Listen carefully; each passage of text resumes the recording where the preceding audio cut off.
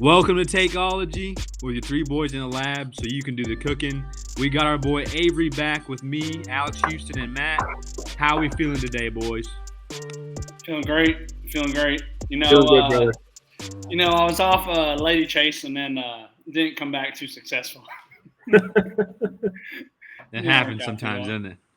It happens. Yeah. Well, welcome in. We're so glad you tuned into Takeology. We're kicking off and going strong. We got a lab report today to talk about. We had some big news that we've been waiting on for a long time, right? As a Steelers fan, Avery wanted it to go one way. Sadly, in his favor, it did not. Oh, stupid Broncos. Yeah, I know. I'm telling you. They hurt the trade there. But we're talking about Brandon Ayuk, the 49ers receiver. He signed a 4-year extension worth $120 million. That's a lot of money. Money. That's right. Listen, anytime you wait out, you're going to end up paying him. So what do we think about that today, boys? I feel like wide receivers, you have to pay them what they're worth. You got to pay the market. I don't know. This just solidifies Brock Purdy top 10 season again. Come on now. This top 10 season on lock. Having his number 2 receiver back. Brock Purdy. The Brock Purdy hype. But, yeah, I think Brock Purdy definitely benefits the most out of this. I know Ayuk got paid, but I don't know. Brock Purdy is only so good because of his weapons. I think that's a big thing. Yeah, I hate it for Kittle, and I hate it for Debo in terms of I'd love to see their an offense where they're kind of the top 2 guys with CMC in the backfield just to see kind of how much they could turn up out there because they're amazing talents in their position. But when you have so many weapons, I think of like the Texans. When you have so many different options to go to as a quarterback, in terms of fantasy, it kind of hurts their value, right? Mm-hmm. Like last year, DJ Moore, he was the guy out there. Justin Fields, not a great quarterback, fed him the ball, and he had a good season. Where now he has to fight with Keenan Allen and Rome Odunze, and it's the same thing at the 49ers. So it's hard to trust in those 49ers receivers or even just any of them, in my opinion, other than CMC, if they're worth a start. How do you feel about that, Matt? I don't know. Who are you talking about specifically? The fact that Ayuk is back on the 49ers, like it's going to be Ayuk, Debo, Kittle, CMC, a loaded offense, which is good in terms of NFL, but for fantasy, it kind of hurts each of their values, in my opinion, just because the ball has to go all over the place. They're not going to force feed one guy. I think the only person that hurts is Kittle. Okay. We were hoping if Ayuk was traded, Kittle would get more of that target share that he hasn't really received. A lot of people around the league have called for Kittle to get more targets than he does because of his skill level. But with the amount of skill position players they have that are so good on that team, it just can't go around to everybody. And Kittle's kind of the one that loses out of all the guys on that team. I think this will help Debo in the long run because we've kind of seen that he's not the best route runner. They manufacture a lot for him, whether it's in the running game, but he has the second best corner on him when Ayuk's there. So I think that just helps him. As far as Ayuk goes, he was very efficient last year, so I don't know if it'll be the same level of success he had last year. But he'll still have a good season this helps Purdy tremendously. We saw when Debo was out last year, they had kind of a tough time moving. That was like the only real time we saw the 49ers struggle last year. With all the guys on that team healthy and ready to go, they look like they're going to have another 12-win season, which sucks. Don't want to see that as a Chiefs fan. We'll see him again in the Super Bowl, I would say, and we'll just beat Brock Purdy again. Simple as that. Get out of here. Easy. I kind of feel the same way. Like, I drafted Debo in my 12-man league, and I'm like, he'll still, even if he doesn't get the wide receiver touches, they give him like a running back touches as well. He gets like 3 rush attempts a game for some reason. And then, but yeah, I was trying to trade for George Kittle in our Dynasty League. I'm out on that. That guy should have taken the trade offer when he had the chance. I mean, he's a phenomenal player.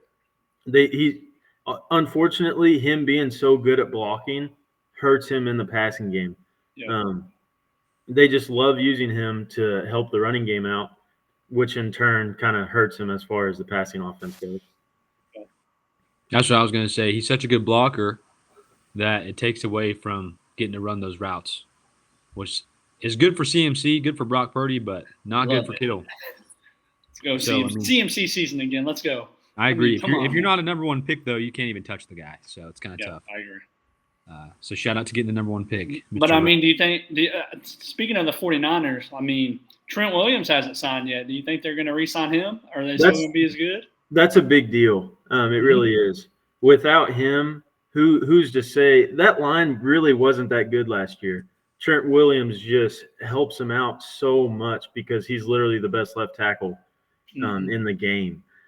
If he's not there, and he held out in Washington, and he's one of the few players that when he held out, he means it. He's not going to show up. He's not going to play a game. Nope. So they're going to have to pay him or trade him, which is what Washington did back in the day.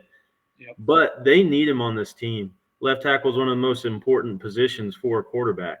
Right-handed, so I really think they're just going to push it down the road and pay him, push the Bills down later, which kind of hurts their future in my opinion. But this team's so good and they're older, so I do understand going for it now. With an old team like this, you kind of have to, especially they're just so good. You have to go for it now, and I understand why they paid Ayuk, even if it's not something. I mean, we saw the Chiefs trade Tyreek in his prime, which it's good for the future. We signed Mahomes to the long deal, so that makes sense.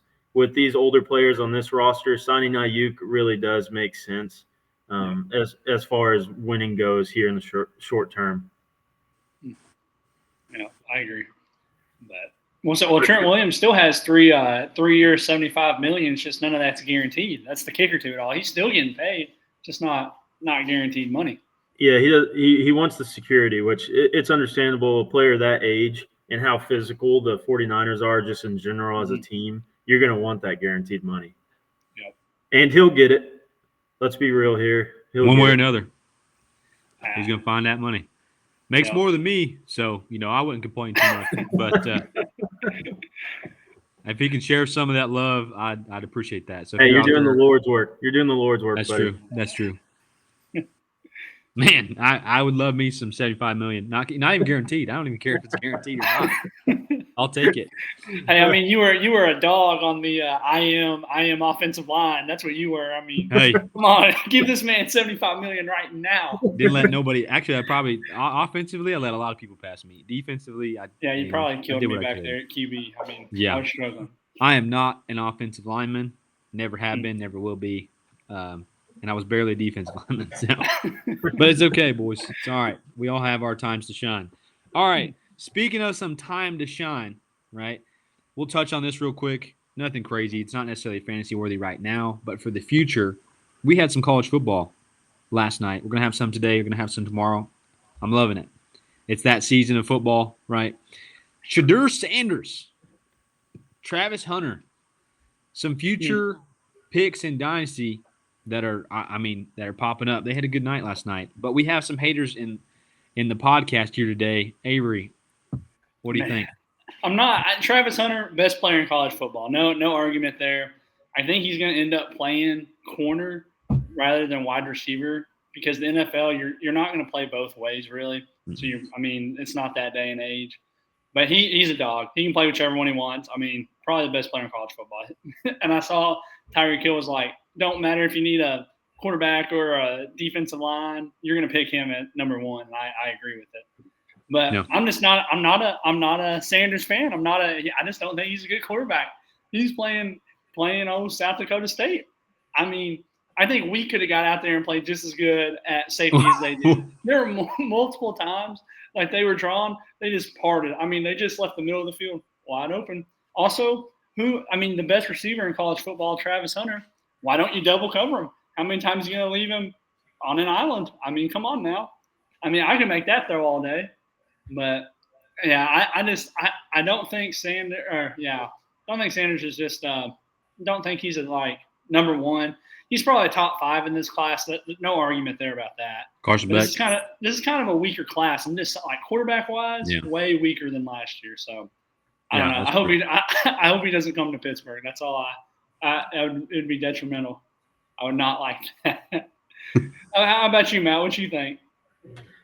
So first off, it was North Dakota State. Oh, Thank my you. Get him. bad. Get him. The Jackrabbits. My bad. They have had some success in the past with Carson Wentz being there and Trey Lance. That's not an awful football program.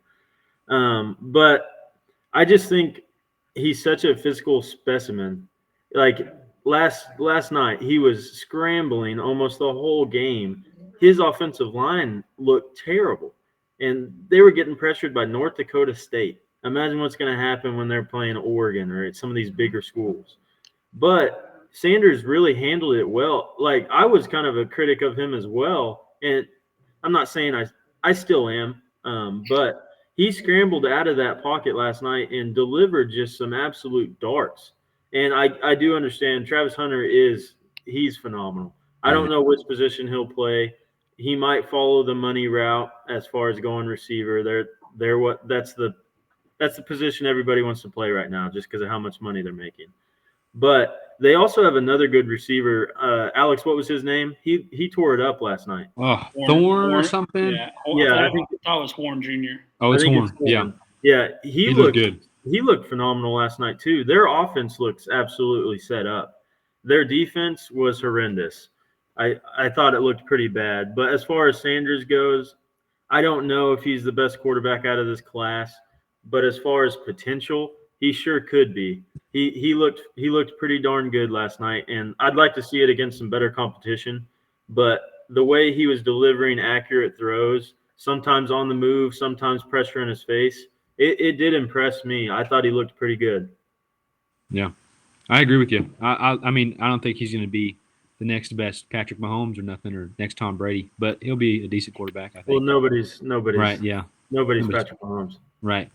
Well, hey. We'll see. There'll be one. There'll be another one here. There'll be one or two, right? His name was Jimmy Horn Jr. That's the guy who was on the Colorado. All right, awesome. Himself. He looked good last night. He did look good. Yeah, he did. So I'm hoping they have a good season. I'm not a hater. I'm riding with the Sanders gang. That would just be good for college football. Yeah, it would. Really. I mean, Colorado being good they're such a draw for audiences. I mean, that game, there was probably millions of people that watched that game. Yeah. I would just like to see we're SEC fans. We've got Georgia fans in here, and then also Arkansas. Go Hogs! Go Hogs! We definitely root for the SEC, but it'd be nice to have another school just kind of implement themselves in the college football scene. Yeah, I agree. All fun and games till they actually play a real school. They play the Dogs. It happened to come last year. I mean, just saying. They did. No, Oregon, man. The way that defense looked, they're gonna get embarrassed. Yeah. Sometime this year. Yep. We'll see it. All right. Well, that's our lab report for the day. Hold on. I got one thing. Well, I guess Matt and Maddox just had to step off for a minute. Jamar Chase still hasn't shown up to practice. I'm just saying. I mean, I know it's not huge. It is pretty big news. It's big news, for the Bengals. I think if he doesn't get a contract, he's not playing. I know Matt feels opposite about that, but I think did you see the release this morning? He says he wants to get paid, what is it, $140 million and 1 cent. That way he can beat Jefferson by 1 cent. I don't think they're going to do that. Just knowing how the organization works, I don't think they will. Also, I think it's kind of like a pride thing at this point. They're like, you know what? No, we're going to ride this out. If you're going to be that kind of person, it'd be like if I said, I'm not going to come to work until I get a pay raise. They're going to fire me. I mean, they can find somebody else. I mean, obviously, Jamar Chase is a standout guy, so you can't really find another Jamar Chase. I think they'll pay him, but I don't think they're going to do it right now. I think they're going to wait because it's only going up. And I mean, they probably should just pay him now because the market's going to rise. I mean, it is, but I don't think they're going to as an organization. So, I'm sorry, my puppy was freaking out. I heard what you said though. I do think he'll play this year. I think he kind of I just talked about it yesterday. I think he kind of folded his hand a little bit when he showed up to practice. He is a diva. You're correct on that. He's not gonna. He's got 2 years left. That he's gonna have to play. I do think he'll get a new contract at the end of the year. But as far as beginning of the year, I said yesterday they might move a little bit of money around to make him a little more happy. But you're not going to see a long term. What do we got? How many days we got left? It's less. No. Less than a week. Kickoff is 6 days away. It's next Thursday. Yeah, so next Thursday. He's not going to get a deal done within 6 days. It's just not going to happen. But I do think he'll play. He might miss week 1. Zach Taylor came out in this press conference and said he's day to day, but the day before that he said he's confident he's playing week 1. So it's kind of mixed reporting here. There's no way to really know if he's going to play or not. I think he will. That's just a personal opinion. I hope he does. But if he doesn't, the world still goes on. It'll be fun. But not your fantasy team. Your fantasy team's cooked if he doesn't play. Hey, at least it's dynasty. I mean, if you want to trade him, I guess I'll take him. I mean, you got 2 people willing to trade, man. If 2 people right here. I told you guys yesterday he will not be traded. That's bad. It's bad. I agree with that. Well, that's our lab report for today. I'm sure league news continues. It's that time of year. Lots of things are happening. Season coming up. So today we've got a segment called Game Changer Gems. Right? These are some guys that we are all in for. We're not saying they're league winners, right? We're not saying they're the best of the best, but they're guys that we believe in, right? Game changer gems. We'll start. Who should we start with today? Who's feeling up, ready to go first?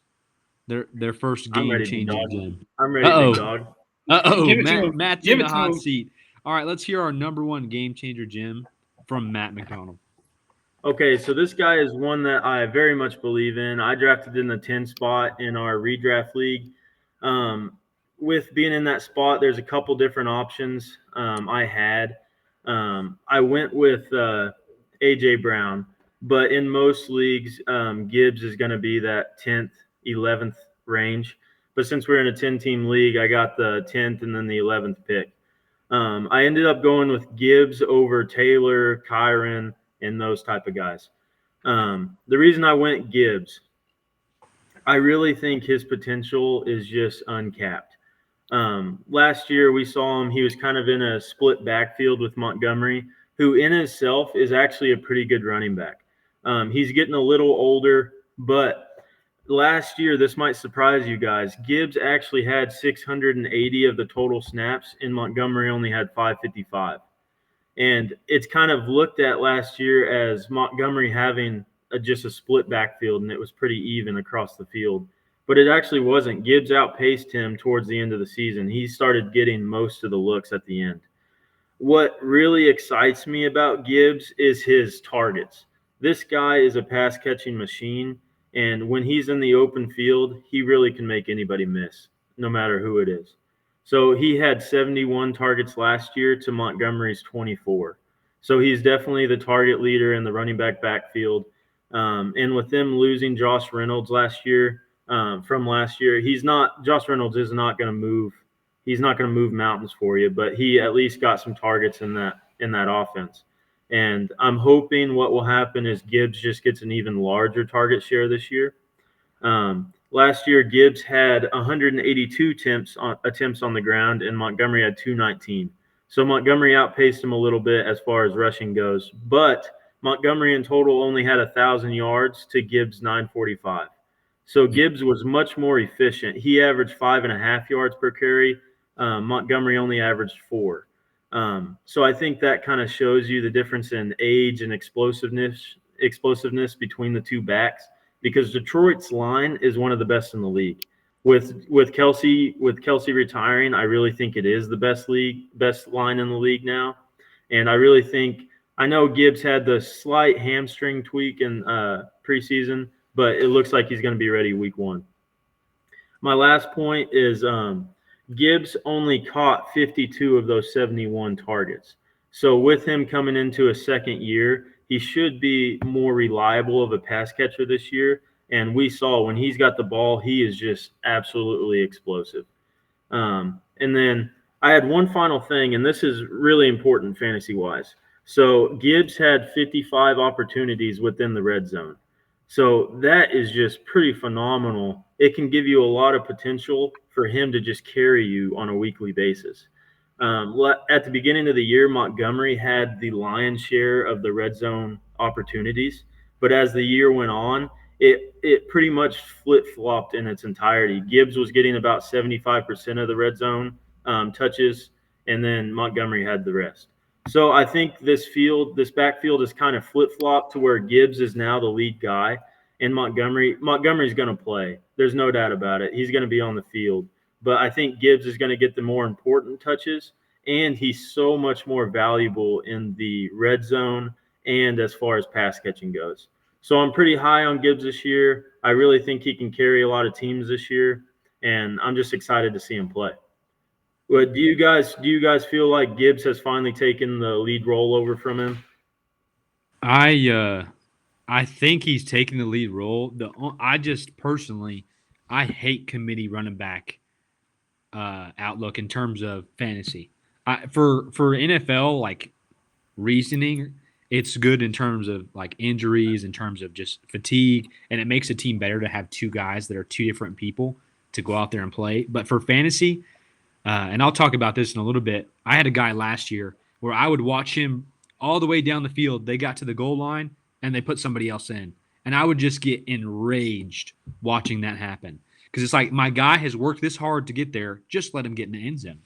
So I think maybe that's more of an emotional take for me. I think he's the lead back, but it's just hard for me to pick a guy that's a committee running back. I think Gibbs is going to be good, and he's the receiving back for sure.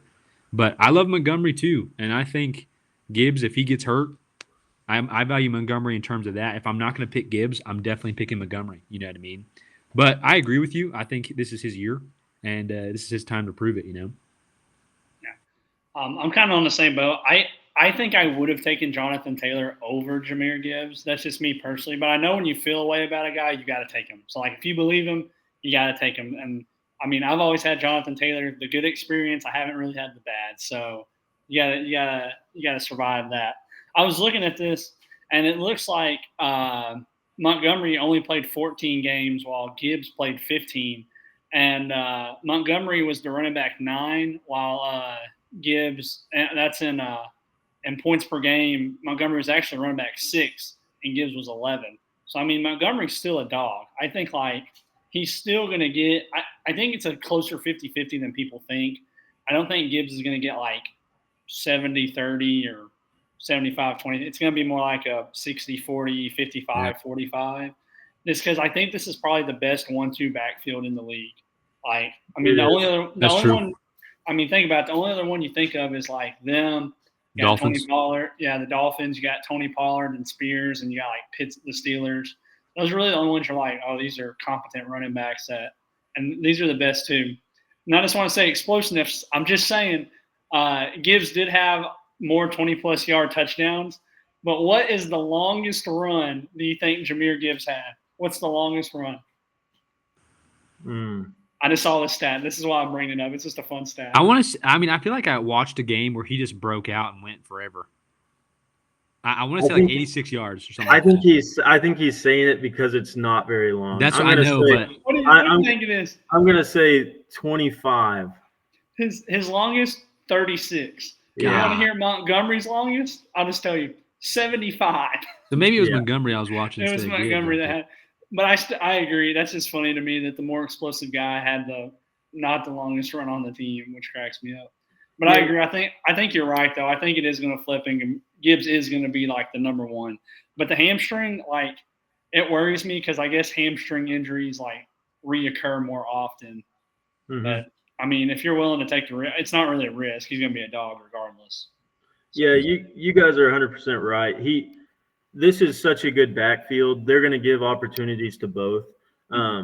And like you were saying with the split backfields, it's almost like that on any team you look at nowadays. Besides, with the exception of like the 49ers, Christian McCaffrey, he's the main guy.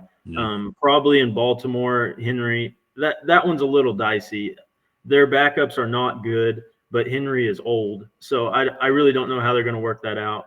But I think the pass catching ability is just so valuable because when you're on those third and longs, it's going to be Gibbs in the game instead of Montgomery, just because of how good of a pass catcher he is, and he can stretch that field to get the first down. And then with Gibbs getting more of the opportunities in the red zone at the end of the year, they really kind of showed their hand. They were playing Gibbs more in the playoffs than they did Montgomery, which it just shows you the amount of trust they gained with Gibbs throughout the year. And I really think that's going to carry into this year. Maybe not the first game because he had the hamstring thing, which Avery's right, it does linger. But in fantasy football, injuries happen. You can't really be scared of that. Like last year, we're scared of Mike Evans getting hurt. You get such a value on him in the late. I mean, I don't know where you drafted him, but it was later than he should have gone. Seventh round, I think. Yeah. His average about where he went last year. Yeah, people were just not high on him because he's older. He had Baker Mayfield. You just can't be scared of stuff like that in fantasy football because you can miss out on players that will absolutely win you a league, which you just have to take risk. And with Jonathan Taylor, I really debated that for a long time. But Anthony Richardson is just a scary prospect. Like it's almost going to be like Jalen Hurts in Philly, where he just vultures a lot of those goal line touches, which it scared the heck out of me.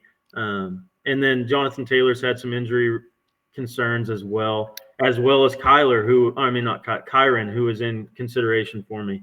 But Kyron also has the injury. So you just can't be scared of that stuff, and you gotta go with your gut. And this is why it's a My Guy segment. You guys are going to bring up guys that you believe in, others may not, but that's just you got to draft who you believe in and who you think is going to make the most of an impact on your team. Yeah. I agree with you. So would you recommend going out and trading for this man in different leagues? So any cost to go get him? I would support. I think you were a smart man trying to get him in Dynasty. Gibbs is going to be that lead. That team is going to be good. They just locked up Goff for a long time. They locked up Amon-Ra. That team is going to be good for a long time. And it's such a good offense too, which we care about so much. And I think Gibbs is going to be such a valuable piece going forward. I think you would be a lucky man if you were able to secure him. Lucky dog. It would cost a lot. I'll just put it that way. It will cost a lot. It's a first round pick. It'd be a first round pick plus. This dude he's phenomenal. He really is. This is his second year we're talking about. Like people almost forget that he was a rookie last year. Yeah. And that's kind of why they ended up trusting him more in the second half of the season, just because he got more reps. I like it. So first game changer, Jim, from Matt is Jahmyr Gibbs. So I'd like to see. I'll go ahead and go next if you're cool with that, Avery. Yes, of course. Okay. Yeah, that's cool with me. Ask these questions, you guys just leave. Man, I was looking something up real quick. Okay, you can fact check me here. So my game changer, Jim, is a Georgia Bulldog. Number one, a big reason why I gotta choose these guys. As a dog fan, you gotta choose the dogs. Yeah, Georgia boy. Georgia, sick 'em. So my Georgia Bulldog pick is James Cook on the Buffalo Bills. I had him last year, and I wasn't as excited last year about him as I am probably this year because I think I choose guys off an emotional decision. And watching James Cook carry this team with Josh Allen, he'd run the whole drive. And then when they got to the 3-yard line, they brought in Latavius Murray. I was enraged every time I saw Latavius Murray run out there to get a goal line touch. Or Josh Allen, even. He would take those goal line touches. But I think this year, or I know for a fact this year, it is James Cook's backfield. The backups are they're not no names, but it's Ray Davis and Ty Johnson. Might as well be no names. I haven't heard them. You know what I mean? Yeah. So it's James Cook's backfield this year. Last year, he had 210 fantasy points in PPR, and he was the 11th running back. So, I had a lot of feelings where I was like, man, I don't like this guy. I'm not picking him this year. But he was the 11th running back, and he only had 4 touchdowns through the air and 3 touchdowns on the ground with 1,122 rushing yards and 445 receiving. And those stats aren't just like amazing, but to be the 11th running back and to be in the position he was in last year, I think he is a steal kind of this year in terms of ADP where he's at. Because a lot of people just kind of forget about his name. I mean, he hasn't been in the league very long, and when you think of the Bills, you don't think of a running back, you think of Josh Allen running the ball. You know what I mean? Um, he was inconsistent, but when they changed from Ken Dorsey to Joe Brady, that offense looked completely different. So if you look at the first half of how James Cook played with Ken Dorsey as OC, when they were committee backfield when they shouldn't have been, in my opinion, he got the lead role kind of near the back half of the season, and he looked amazing. I think also if you're in a PPR league, James Cook is fantastic because he is a good receiving running back, and he will catch that ball and take it far. I mean, the fact that he got 4 touchdowns as a running back in terms of receiving, which was more than his rushing touchdowns, shows me that they're willing to pass him that ball even in the end zone, which is big for a running back because if you can get a touchdown from running it in or receiving it too, I think it adds more value to the player. So I'm big on him. And also the fact that Stephon Diggs and Gabe Davis are no longer on this offense. We have no clue who the number one target is in terms of who's going to receive the ball, right? Khalil Shakir, Curtis Samuel, Mac Hollins, Marquez Valdez-Scantling, Keon Coleman. I mean, the receiver core is not that great. Dalton Kincaid is obviously going to get a lot of targets, I think. But there is 241 vacant targets just from last year, the amount of targets that Gabe Davis received and that Stephon Diggs received. That's a lot of targets to go around the field, and we don't know who it's going to. So, in my opinion, I think James Cook is going to have a great year this year under Joe Brady and that offense because they don't got much else to throw to. They don't got many other options. James Cook at least has been in this offense and he's solidified. I hated watching last year when he had the fumble and they pulled him out on the first drive like he was in a penalty box. Mm-hmm. So just to see that this is a new offense in terms of OC, in terms of new personnel on the field, I think James Cook is a game changer, Jim, because I think he's going to have a big year. I think, is this his third season or second? I think it's his third season. Third. Yeah, because the first rookie season he kind of showed a little spurt here and there behind Devin Singletary. But I think this is a good year for him. I think he's going to play well. And I would have drafted him this year.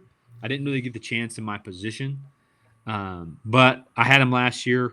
There were ups and downs, but I think he's going to be more consistent. And I'm big on James Cook. How do you guys feel about that? I like it. He is a phenomenal back. He's one of the most explosive ones just in the NFL in general. I think he had around like 1,500 scrimmage yards last year, which is in line with Christian McCaffrey. Yeah, 1,122 or so 1,500. Yeah. Yeah, he just didn't have the goal line work. Sorry about my dog. Avery, you go ahead. I'm gonna go for her. Oh, he's got a good dog. Just barks a little bit. He's trying to get it. What is ink? Is it? He's trying to get it adjusted, I guess is a good word. And I was going to use the word inclined, but I don't think that's the right word. Nobody uses inclined. Nobody uses that word anymore. I'm sorry. I'm just a smart guy. But James Cook would have been my guy, but you picked him first. Got to give you credit for that. But I think he is in line to just have a great year. Like you said, there's no one in that backfield. No one Ray at Davis? all. Who's that? Yeah, Ray Davis. Yeah. Who? So I think he's in line to have a great year. I do think they're going to not – I mean, everyone says it. They're like, we're not going to run Josh Allen as much as we hope to as last year. They're still going to run – he's still going to run the ball. That's what makes him Josh Allen. That's what makes him QB1, like in the league. But I do think that he's going to take that touchdown rushing from about 4 to about 8 this year because, I mean, who else do they have? They got a good offense. Their defense is awful, so they're going to have to score people, and that's the truth. So – yeah, I think it's a great pick. I picked him. I have him in every league I'm in. Every single league, I have James Cook. I think I have him in the Dynasty League too. Let me check my team. But More than likely you do. Yeah, I got him in that one too. So I have him in all 4 teams I'm in this year. So I'm a big believer on him. I mean, I've drafted at the 1 spot twice and 3 spot 2 times. So he fell. I get it. He fell to me, but I'm a big believer on him over guys like DeAndre Swift. Yep. Other guys in that kind of range. Who's the other one? You got like Javonte Williams. You got some running backs in that range that Yeah. I'm just much higher on him than a bunch of others. And speaking of which, some Matt Collins. Never heard of him. Someone tried to trade me Matt Collins. Why would I take that guy? Who is he? He played for Atlanta for a little bit, and then before Atlanta, I don't know where he was. I just know he's the guy with long hair, like super long hair under the helmet, and then he also doesn't wear shoes on the field. That's the only thing I know about him. So for a receiver to be known by his hair and his feet, not a good receiver in my opinion. Then Yeah, someone tried to give me him. I was like, get this out of here. I don't even know who this guy is. But yeah, James Cook. Definitely going to be a top running back this year. I think he's definitely going to beat that ADP 14 running backs where they have him right now, and I think he's definitely going to beat that. Okay, I like it. But James Cook, I probably can speak for Matt on this that he also loves James Cook because he's a Georgia dog. He's going to be a fan of him. I mean, look at his brother. You know what I mean? Dalvin Cook was a Pro Bowler 4 times when he was on Minnesota. He's kind of fallen off the cliff, but I mean, that's a family of running backs right there. You got to trust in them. So James Cook, game changer gem for me, and we got Jahmyr Gibbs. So 2 running backs as game changer gems. They're valuable this year because the receiver class is huge. So while Matt's gone, Avery, we're going to go ahead and go to yours then. Your game changer gem, your number 1. Who you got, buddy? Boy, I've done talked about this guy once on the show about 2 episodes ago. This guy, Kyler Murray, I just think he is primed. He is set. He is ready for a good year. So his ADP, 75th. You're getting a top 10 quarterback in the 7th round, middle 7th round. I think that's where I think I have him on a couple of my teams, but I didn't just pick him because he's on my team. I think he is one of the best quarterbacks in the league this year. I think injuries have derailed him the last year, which obviously anyone with the ACLs, it's going to happen. Welcome back. Welcome back. She had to use the restroom. I'm sorry. But Kyler Murray, it said that his head coach said that he is leaps and bounds ahead of where he was last year, which is crazy because last year they finished with a 3-5 record, not great. But he averaged 5.5 yards per carry over those games. So when he runs, he's gonna get his yards, and so that's just crazy to think. He already looked good last year, so he's leaps and bounds of where he was. I get he's a short quarterback. But, man, that guy can move. You're talking about, like, Sanders. I think that's, like, Sanders' prime ability is to be, like, a better Kyler Murray. Like, that's what you're drafting him to be. He's not like a pocket presence, like a Big Ben type of guy or Tom Brady, some guy that sits in the pocket and throws the ball. That you're getting on him because of his rushing upside. Now, I got to say, Kyler Murray's teams, you take away DeAndre Hopkins in those prime years, teams have been awful, just absolutely awful. This year you're giving him Trent McBride, breakout star, and you're giving him Marvin Harrison Jr., best receiver in the draft class. I mean, come on now. And I said this. Alex Roden pointed this out. I mean, last time he had a 1,000-yard receiver, top 3 quarterback. I mean, that's as easy as it is. So Kyler is a dog. How many seasons do you think Kyler's played? 6. He's played 5. I think people are kind of fatigued on Kyler Murray. Here from 2019, he was QB 6, 3, and 10. And then when he was injured, he was quarterback 19, and he played in 11 games. So I'm just saying, last year, if you take his 8-game stretch, his average, he ends up being quarterback 8 above Patrick Mahomes. Wow. So, I mean, he was on pace to have a great year. He just only played 8 games. So that's kind of it. Arizona does have the 16-target schedule, so they're right in the middle. It's not easy. It's not just ridiculously difficult. So that's just my thing. I think he's primed. I think with the core he has, he's going to be awesome. I mean, we saw it at the end of last year. Only problem is you're banking on injury. You're hoping that he's not going to get injured again with that ACL. So that's really the only big thing negative that I have against him. I'm a huge believer in Kyler this year. I just fumbled the bag in our draft and accidentally so for your guys' knowledge, we did 2 drafts back to back, and I had Jamar on my first team that I drafted. And I got confused. I thought I had Jamar on this team, so I drafted Joe Burrow for the stack. I didn't have him. I wanted No Kyler. stack. Yeah, no stack. Anyways, put that aside. Kyler's gonna have a phenomenal year. I had him last year when he came back, and he really had a good year. And when he has a 1,000-yard receiver, like you said, he's just been a league winner. He has such a good rushing ability, and he can just, when they get in the 5-yard line, he can scramble and improvise his way right into the end zone. So I'm a huge believer in this pick. I love it. Go Kyler. Wish I would have drafted him. Who pointed that out, Matt? Who pointed out that you didn't have the stack? I think it was you. I think More it than was, likely it was Avery. Yeah. it was late at night, and we had just spent 4 hours doing a dynasty draft. It took a So- long time. And we had been golfing before that. It'd been a little bit of a long day. Yeah, it was a long day. It's still a brain fart. I would have way rather had Kyler, but maybe Joe Shiesty will come back with a vengeance this year. Yeah, you had him last year, man. How was that little ride? It was Icy Joe. not a good experience. If he can stay healthy, he's such a good quarterback. It's just it's so hard for him to stay healthy. That's the one bad thing about him in his NFL career. It's just health. That's it. Yeah. I guess when that's the worst thing about you, you're doing pretty good. Doing a good job, yeah. Yeah. I respect the Kyler Murray pick. I'm a guy that I'm going to take a rushing quarterback over any other pocket quarterback unless they're just amazing. Like they're getting 5,000 yards, 4,000 yards a season, and they're getting 15 touchdowns. I mean, it's hard to be a top 10 quarterback just being a good pocket passer. I mean, if you look at just how the rushing upside can affect a player, they've been talking about Jaden Daniels could be a top 10 guy just on his value in rushing. So I think picking Kyler Murray in terms of ADP, it's amazing value. If you're going to you're not even punting the quarterback position, in my opinion. It's a strategy to load up on top tier receivers and running backs and get a good value in Kyler Murray because I think he's going to have a good season, especially with Marvin Harrison Jr. I mean, last year he had Hollywood Brown and that's it. And Trey McBride, and he looked great that back half of the season. So I think, especially with a top tier receiver, I think they're going to be good this year. I think Kyler Murray's a good pick. So I like that as a game changer gem. I do. Yep.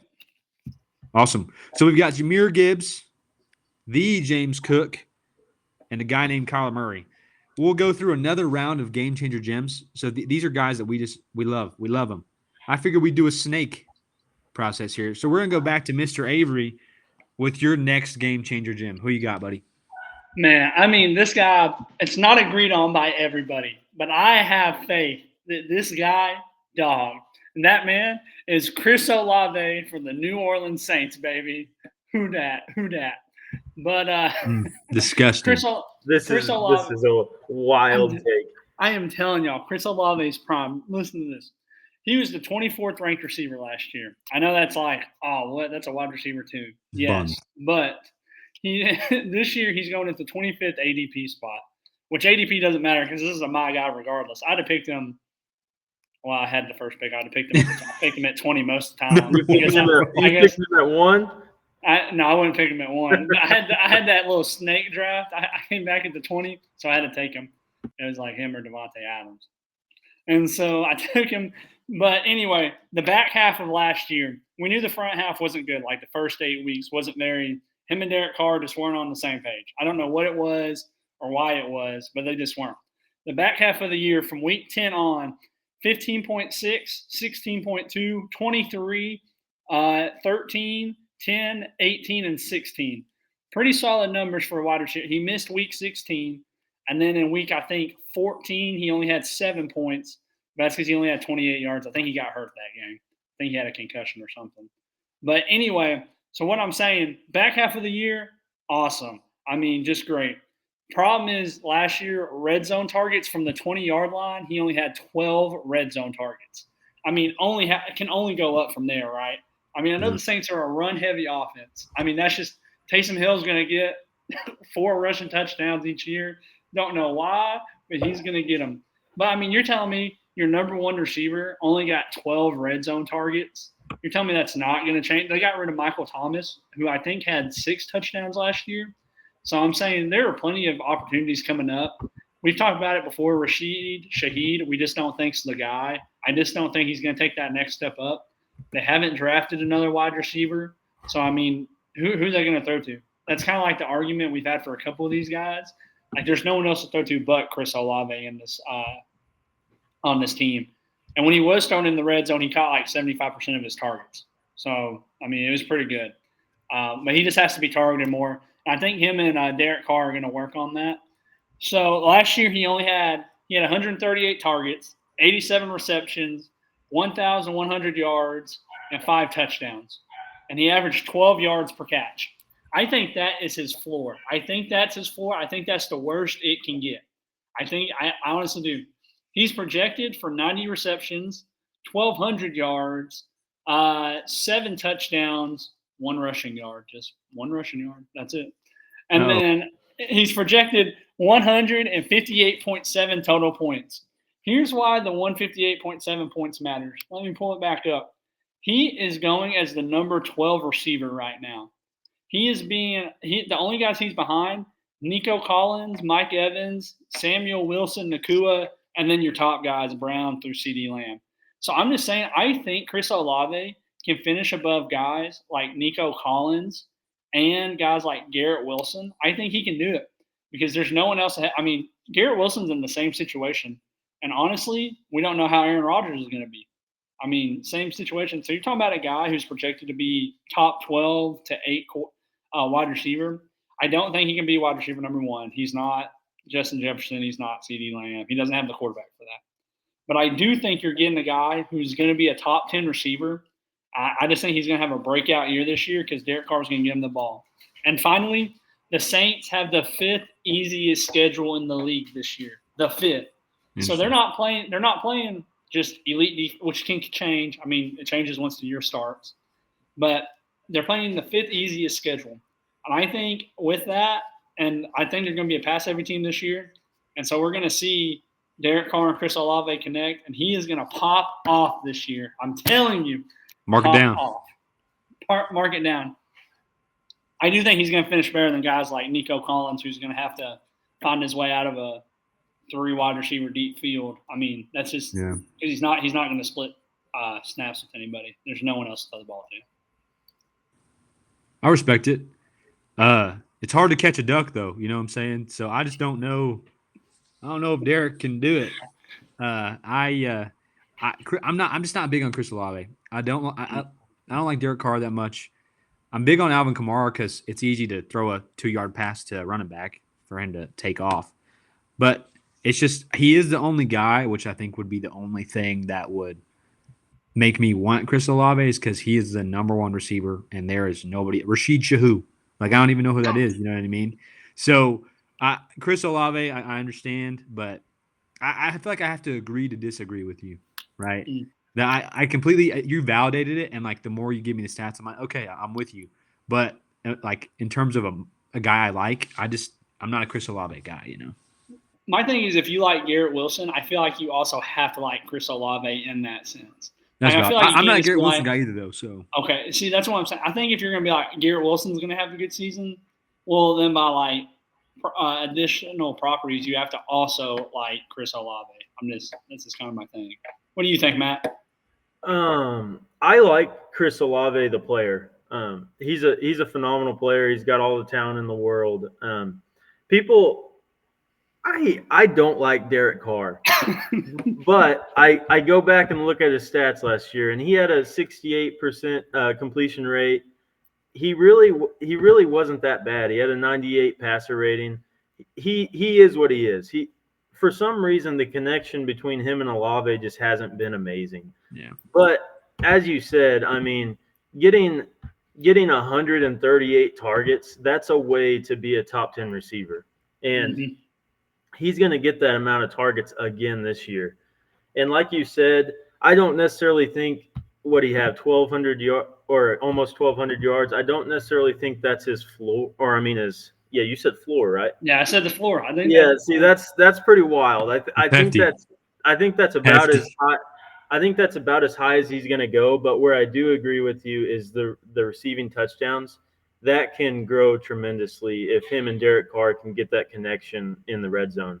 So if he puts up similar numbers with just a couple more, like say he gets 90 receptions and then just 2 or 3 more touchdowns, this could be a player that with where you draft him late in the second, he really could move mountains for you this year. They just need to get a little better rapport together, and he really could be. And I hate saying it because I don't like the Saints. I don't like Dennis Allen.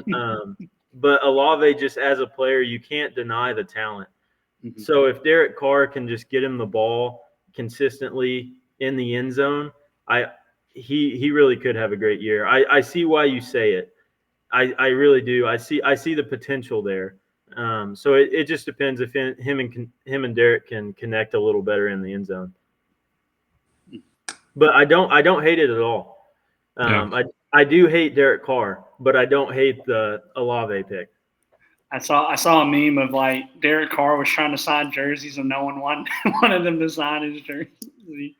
So Honestly, if Radler got some playing time, I do think that he would just absolutely pepper Olave. I agree. I like that take. He's the best player on the team. Or I mean, I'm talking about Olave. Spencer Rattler? Oh no, Rattler is not the best player on the team. I mean, dog. But Alex Roden seems to think Spencer Rattler's the move. I mean, he honestly he didn't have a bad preseason. He looked pretty good. I think Rattler would use him as a safety blanket, which it would be nice if you're in a PPR league and he's just getting peppered every single game. It'll be him and Alvin Kamara just getting every single pass. Yeah. Everyone, and then hey, they'll get down the field and then Taysom Hill will get the touchdown. Right. Yeah, probably. But like with Breece Hall last year, that we don't think the Saints are going to be a good offense. But with Breece Hall last year, that was a terrible defense. And he had a top 5 fantasy season just because of the amount of passes he received. So if that happens with Olave and he's just getting peppered every single game, he really could have a very good season. And he's got the talent to do it. Like he's a guy that could do it. So that's what you're looking for. And if you've got the will to draft him, you go right ahead. I'll let you do it. I got that will. I got that. That's why I'm going to win every league. I mean, come on now. I got that dog in me. We'll see. He really could be a good value. All jokes aside, he really could be. He's worth it. I mean, that 20 spot, I mean, that's where he's at. I'd take him over Nico Collins. I thought that was a good argument. I'd take him over Nico. Crowded backfield. I mean, Nico's a dog, but it's hard. You can't get everybody the ball. I mean, there's one ball. On that Nico point, I really I don't know where you guys stand on this, but I see Stephon Diggs as a third receiver in that offense. I don't see how he could be anything more than that. I really don't.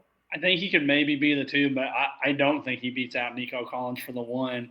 But the problem is I don't think the difference between Nico being the 1 and Stephon being the 3 is going to be like, I don't know. It might be 25 receptions, which is big, but like I don't know if it's really like.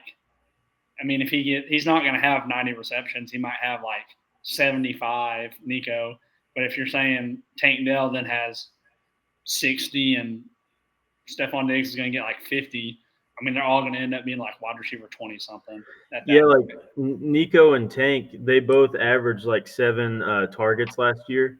So I'm really interested to see like what's going to happen. Are they all going to be middling options this year as far as fantasy goes? That would just be awful for fantasy. We don't want to see 3 receivers getting the same amount of targets every game. I do think Nico and Tank will kind of separate themselves, and Stephon he'll be the third guy. He's there for 1 year anyways. He's going to be on a different team.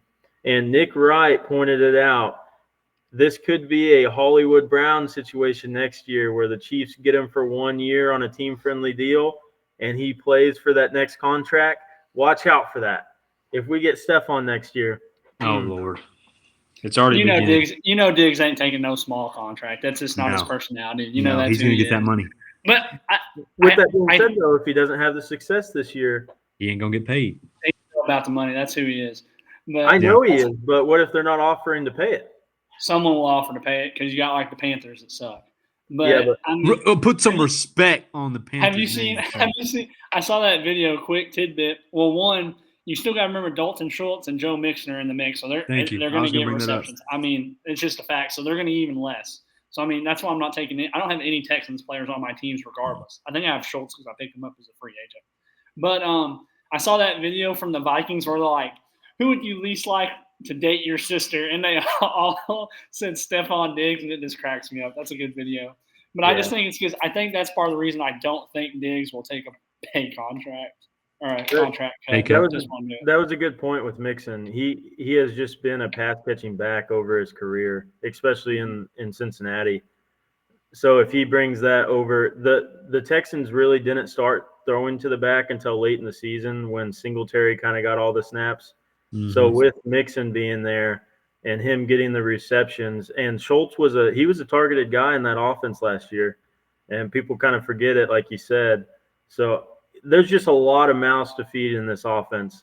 I don't know if this is a situation where like Stephon's going to blow up on the sideline and they just end up getting rid of him because he's on such a deal that they can cut immediately. I could definitely see that happen. He just blows up on the sideline and they just end up cutting him. Rid of him. Yeah, because that's possible. The offense is already so good. It really is. So there's really no need to have that distraction on the sideline.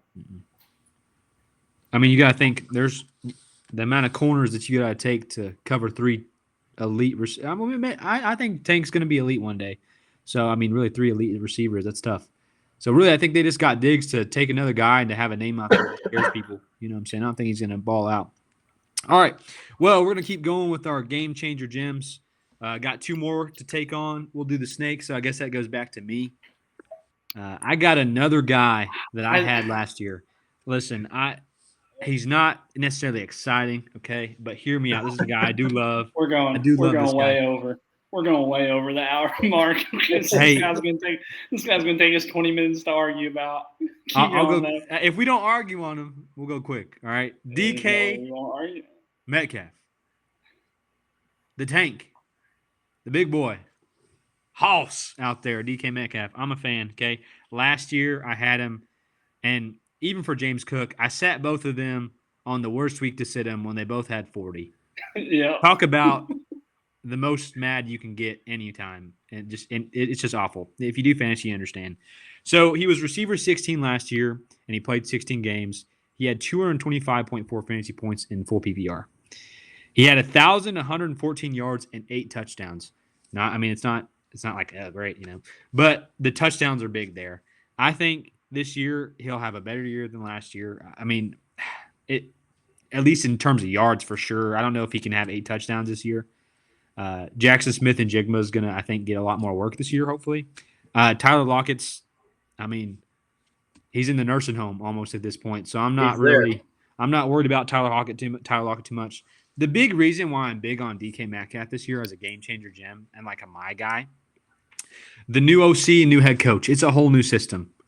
I think they're going to play a little bit differently than they have been with Pete Carroll.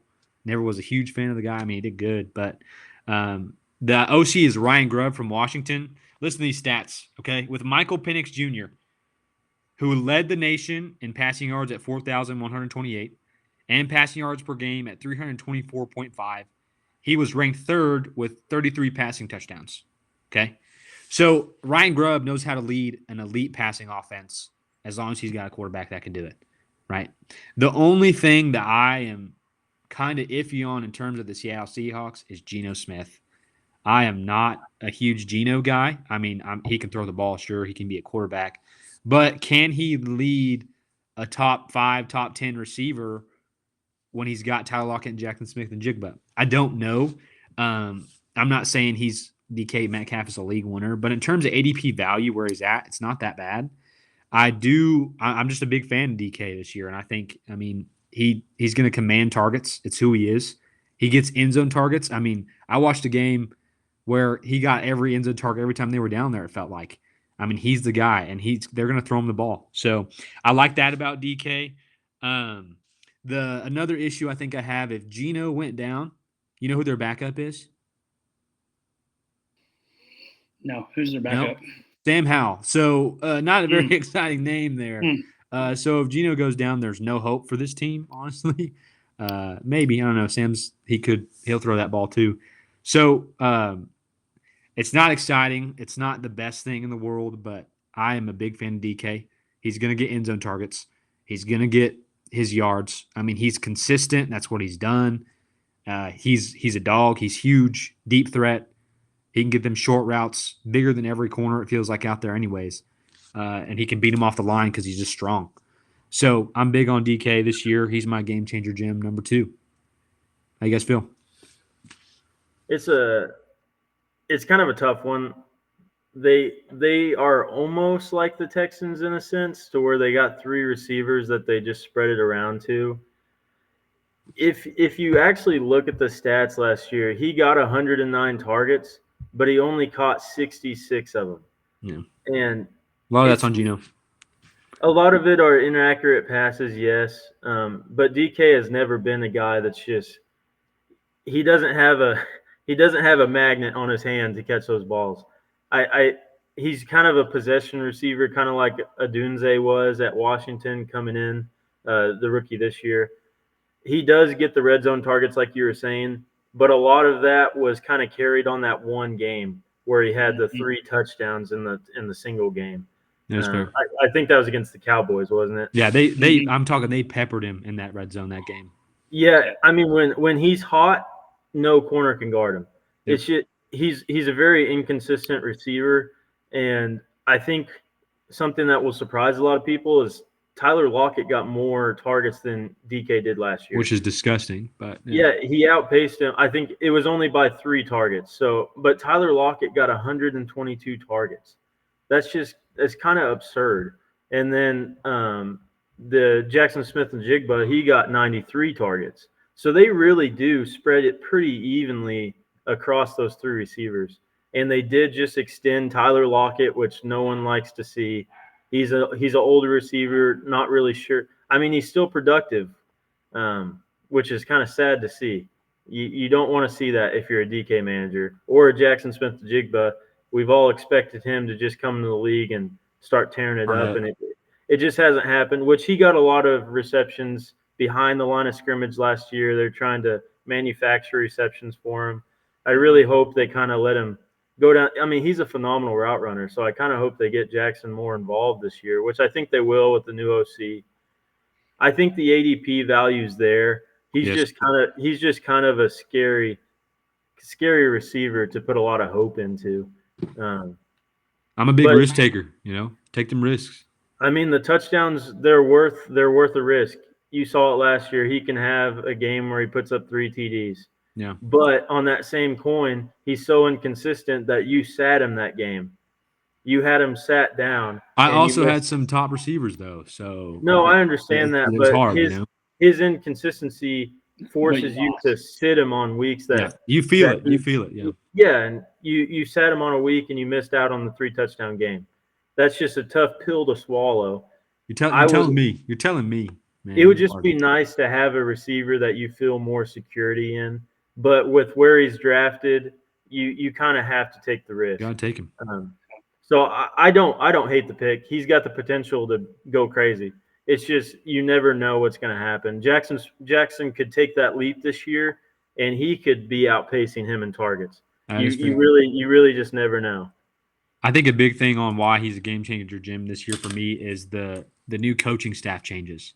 I think with a new offensive scheme that seems, in terms of his pedigree, heavy passing.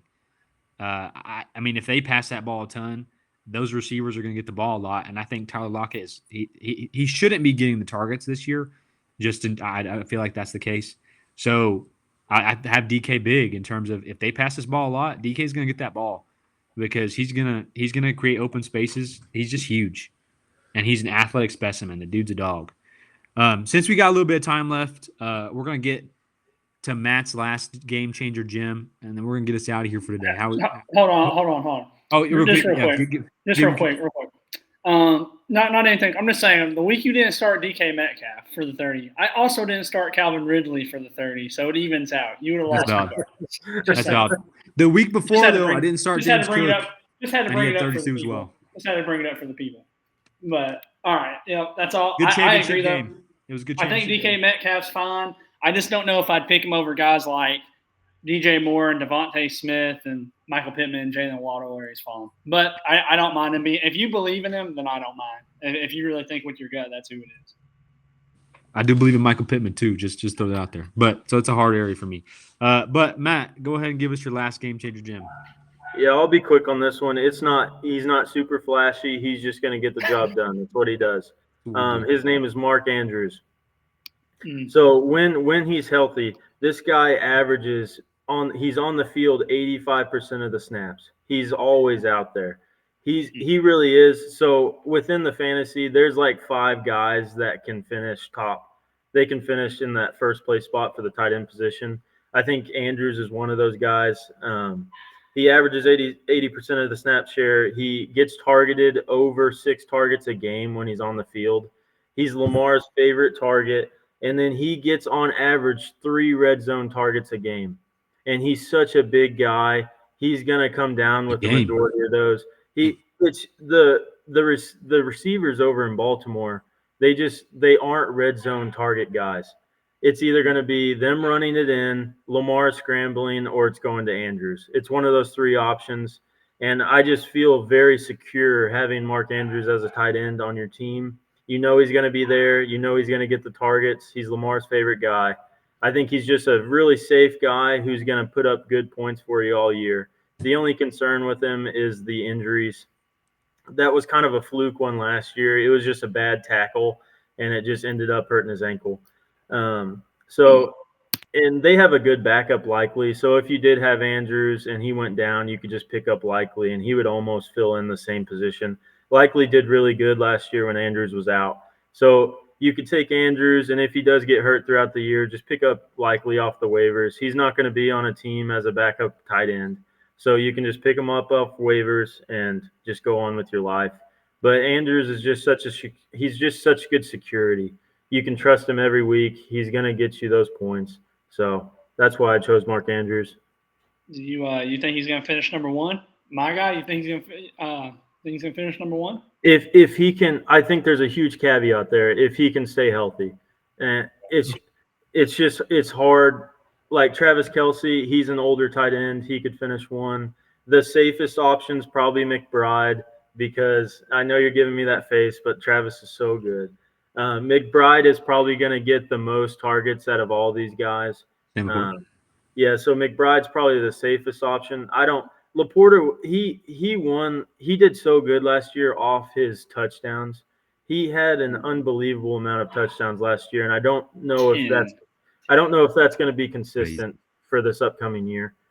But I think it would either be McBride or Laporta that are likely the ones that finish first. Even if you're in a PPR league, you could kind of add in Evan Ingram in there just because of the amount. I almost chose him as a game changer, Jim. The amount of targets that Evan Ingram gets is going to be crazy, especially with them losing Calvin Ridley. I know a lot of people have a ton of faith coming in with Brian Robinson Jr. He could end up being one of the really good receivers on that team. But as of now, Evan Ingram he has the majority of that target share over there. I think Kirk is the only other guy that has any type of rapport with Lawrence. But anyways, getting back to my guy, if he stays healthy, he has the potential to finish 1. I don't think he will, but I think he'll be top 5, and that's why I like him, just because of the security he offers you. I agree. I don't have any argument. I think Mark Andrews, good tight end. No argument against that. Yeah, there is 5 tight ends I think you got to take off the board, and he is like the top 3 out of those 5, in my opinion. It's kind of crazy this year. The tight end position is kind of deeper than what you would think. I mean, guys like David Njoku, he's going late in drafts. Ferguson's going late in drafts, and he was heavily targeted in the red zone. I'm riding with it. Yeah, if you punt the position, don't freak out, because there's actually a ton of tight ends that can be top 10. There's only like 5 that can be in that top 5 area, but there's a ton that are actually going to be pretty good this year. So don't freak out if you don't get one of the top 5 guys. I like it. It's hard to argue Mark Andrews. And I think, like you said, in terms of consistency, if you want a safe bet, you got to pick him. He's been a dog for a long time. Well, I think that does it for today for our Game Changer Gems. Good segment today, boys. If you guys want to contact us in any form with questions or comments, you can reach us at takeologyfootball@outlook.com. That's TAKEOLOGY football@outlook.com. We would love for you to contact us. We'd love to hear from you, all of our fans out there, because we know there's millions of them. Because who doesn't love some Takeology, baby? Hey, we got to hype us up out there. Hey, spread the word. If you're listening, if you get this far in the podcast and you've heard this, that's an hour and 10 minutes. So let people know. That means you're dedicated. All right, we'll send us off. Thanks for joining Takeology. Have a great rest of your day. It's been a pleasure, boys.